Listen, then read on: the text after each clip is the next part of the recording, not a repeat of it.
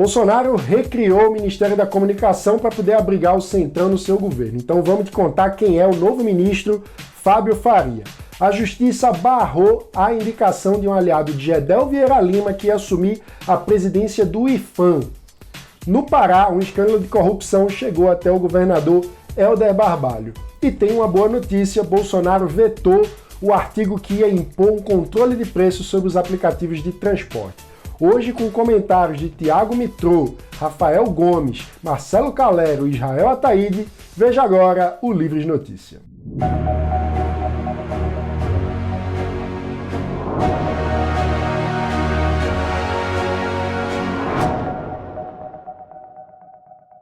Mais uma promessa de campanha no lixo. Bolsonaro recriou o Ministério da Comunicação para poder abrigar um representante do PSD, o partido de Gilberto Kassab, um dos maiores representantes do Centrão, no seio do seu governo. Quem vai comentar para a gente é o deputado federal e associado do Livres, Tiago Mitrô. Pessoal, no momento em que nós chegamos ao triste número de cerca de 40 mil mortes por conta do coronavírus no Brasil e ainda não temos um ministro efetivo da saúde no comando do combate a essa crise, o governo Bolsonaro, o presidente especificamente, julga que o mais importante nesse momento é recriar o Ministério da Comunicação, ou, como o ex-ministro Sérgio Moro falou essa semana, o Ministério da Propaganda. É claro que comunicação é uma deficiência absurda do Bolsonaro e do governo como um todo, mas acho que está longe de ser por onde vai passar a resolução dos problemas deste país. E ainda agrava o fato, sem entrar no mérito se o nome para o ministério é uma boa pessoa ou não, até porque eu o conheço pouco, mas coloca alguém de um partido que é a síntese do que é o Centrão no país, lembrando que o partido foi criado para não ser nem de centro, nem de esquerda, nem de direita, mas para ser, acima de tudo, governista, e o novo ministro claramente tem um potencial conflito de interesse ao estar no comando do Ministério da Comunicação e ser genro do dono da segunda maior rede de televisão no país. Então, acho que novamente o presidente Bolsonaro demonstra que está com as suas prioridades completamente equivocadas e descumpre mais uma promessa de campanha, que era ter um time de ministros enxuto e focado em tornar a máquina pública mais eficiente. O que nós estamos vendo é que, na verdade, Bolsonaro, como inúmeros outros governantes e ex-governantes no Brasil, está simplesmente utilizando a máquina pública para se beneficiar e construir o seu projeto pessoal de poder. Lamento muito a situação que o país vive, mas infelizmente é essa que a gente vê, essas que são as motivações do presidente. Mas afinal, quem é Fábio Faria, o novo ministro da Comunicação? Ele é lá do Rio Grande do Norte e por isso quem vai contar pra gente é o nosso associado lá de Natal, Rafael Gomes. Foi eleito nas últimas eleições para deputado federal pelo PSD, do Gilberto Kassab, reeleito, melhor dizendo, com 70.350 votos. Fábio Faria, ele é o herdeiro político do seu pai, Robson Faria, que é o governador do mandato anterior. Foi derrotado já ainda no primeiro turno, né? Tanto ele quanto seu pai, segundo apurado aqui por uma notícia do G1 que eu vou colocar aqui nas legendas, Fábio Faria e o pai Robson foram delatados por Ricardo Saúde, da JBS. Segundo o delador, os dois teriam recebido 10 milhões para que privatizassem a Caern, que é a nossa companhia de águas e esgotos estatal, e favorecessem a empresa. Um inquérito chegou a ser aberto pelo STF, mas a PGR entendeu que não houve contrapartida e que não havia provas suficientes contra Fábio Faria. Diante disso, a PGR pediu arquivamento. O processo relativo ao Robson Faria foi encaminhado para o TRE daqui do RN.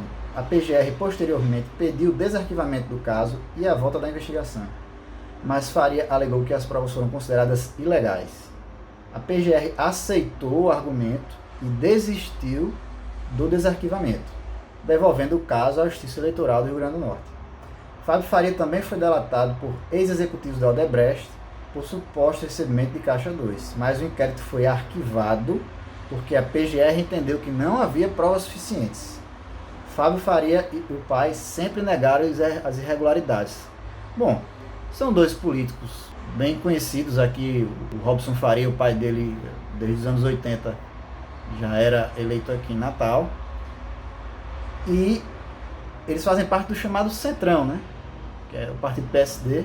A grande ironia, então, é que o presidente, todo o discurso, né, da eleição foi em cima de acabar com tudo isso que está aí, né?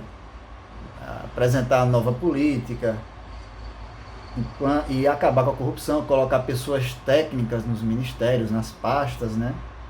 E vemos aqui a indicação de uma pessoa cujo passado, né? No caso, ele sendo herdeiro político do pai. O pai foi eleito aqui no Rio Grande do Norte com apoio do presidente Lula e posteriormente da presidente Dilma, né? Ou seja, Bolsonaro nomeia duas pessoas controversas por já terem sido objeto de investigação, fizeram carreira política em dado momento pela esquerda, a esquerda demonizada pelo Bolsonaro, e agora o Bolsonaro está nomeando esses caras, né? Você lembra que a gente já falou aqui no canal de que Bolsonaro nomeou para a presidência do IPHAN, o Instituto do Patrimônio Histórico e Artístico Nacional, um aliado de Gedel Vieira Lima? Pois é, Gedel é aquele político que tinha um apartamento que foi encontrado cheio de mala de dinheiro e que era ministro do governo Temer e caiu por uma denúncia de Marcelo Calero, então ministro da Cultura, justamente de que Gedel queria interferência no IPHAN, no fim das contas, para liberar um apartamento de um negócio mal assombrado também que o Gedel mantinha. Pois é, o Calero denunciou, a justiça entrou na justiça e deu certo, a justiça barrou. Quem vai contar pra gente é o próprio Calero. O juiz Adriano França, da 28ª Vara Federal do Rio de Janeiro, concedeu a liminar, suspendendo a nomeação da senhora Larissa para a presidência do IPHAN. Vocês sabem que isso é resultado de uma ação popular cujo autor sou eu. Nós entendemos que era um absurdo aquela nomeação porque é totalmente contra os princípios mais básicos da administração pública, que exigem sempre alguém com expertise, com conhecimento, alguém que tenha realmente condições técnicas de ocupar um cargo como é a presidência do IPHAN. Eu sempre falo que o IPHAN é um dos órgãos mais importantes que a gente tem no Brasil, não apenas por sua história, são mais de 80 anos de serviço ao Brasil, mas também porque ele cuida de algo que é essencial para a nossa própria existência enquanto povo, que é a nossa memória, a nossa história. E faz isso de uma maneira brilhante, porque, como eu já falei, é um órgão técnico que tem lá servidores de carreira, todos eles trabalhando em favor da história e da memória nacional. Um povo sem história, um povo sem memória é um povo sem alma. E um povo sem alma é um povo sem futuro. Mais um caso de corrupção envolvendo as ações do combate à pandemia da Covid-19. Dessa vez, lá no Pará, envolvendo o governador Helder Barbalho. Quem vai contar pra gente é o nosso líder livres em Belém, Israel Ataíde. Amanhecemos a quarta-feira com o nome do Pará associado à corrupção. A ordem assinada pelo ministro Francisco Falcão do STJ no inquérito que investiga o nosso governador por corrupção na compra dos respiradores do governo do Pará e também determina o bloqueio dos bens do nosso governador e mais de outros 7 investigados. Cumpriram um mandato de busca e apreensão na casa do Helder Barbalho e mais de outros 14 investigados. As buscas também são realizadas no Palácio do Despacho, que é a sede do governo do Pará, na Secretaria de Saúde, da Fazenda, na Casa Civil. Falcão autorizou o bloqueio de 25 milhões de reais do nosso governador e de mais outros 7 envolvidos. Indícios que foram levantados pela Procuradoria-Geral da República, que apontam que o governador tem relação muito próxima com o empresário responsável pela concretização dos negócios. E mostra ainda que sabia da divergência do produto comprado e da carga de ventiladores pulmonares inadequado para o tratamento da Covid-19, que foi entregue ao nosso estado. A compra dos respiradores custou ao governo do Pará 50 milhões de reais.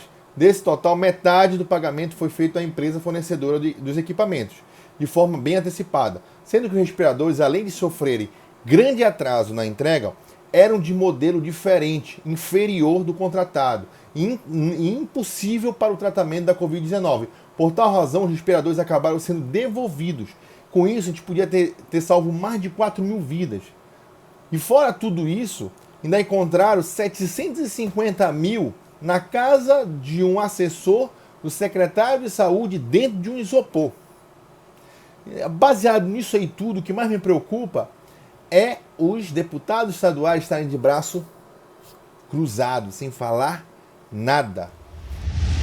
E antes de terminar, hoje tem uma boa notícia. Ao longo da semana a gente falou de um projeto de lei que tinha um artigo lá que queria impor um controle de preço sobre os aplicativos de transporte, o que ia ser uma coisa terrível, ia gerar uma série de distorções, atrapalhar a concorrência e a eficiência no setor de aplicativos de mobilidade. Pois bem, o Livres fez uma campanha nas redes sociais pelo Veta Bolsonaro e junto com a pressão de outras organizações nós conseguimos ser ouvidos. Bolsonaro vetou esse artigo e, mais uma vez, a gente ajudou a manter a liberdade econômica no setor de aplicativos de transporte. Lembrando que o Livres foi o autor da ação que foi até o STF e declarou a inconstitucionalidade das leis que queriam proibir os aplicativos de transporte. Uma grande vitória, mais uma, para a liberdade de mercado no Brasil. Fizemos alguns questionamentos, apresentamos a denúncia e, infelizmente, a Prefeitura de Rio Branco, através de uma nota pública, tratou isso como algo meramente eleitoral e com o intuito de prejudicar a gestão. Esse foi o Livres Notícia de hoje e não se esqueça, deixa aqui o seu like no vídeo, se inscreva no canal e ative o sininho para não perder as notificações. Lembrando que na segunda-feira a gente tem um lançamento muito empolgante para todos nós que fazemos o Livres. Eu estou falando do aplicativo exclusivo para associados, onde você vai receber em primeira mão o nosso conteúdo, participar de enquetes, ajudar a decidir e participar diretamente de mobilizações do Livres a favor da liberdade por inteiro e para todos. Quer participar? Então, se você já é associado, coloca a sua mensalidade em dia. Se não é associado ainda, entra lá no nosso site em www.eusolivres.org/participe, preenche o cadastro e vem com a gente. O Livres Notícia, como você sabe, de segunda a sexta-feira, sempre às 7 da manhã, traz para você os principais destaques do dia para quem defende a liberdade por inteiro. Obrigado e até a próxima.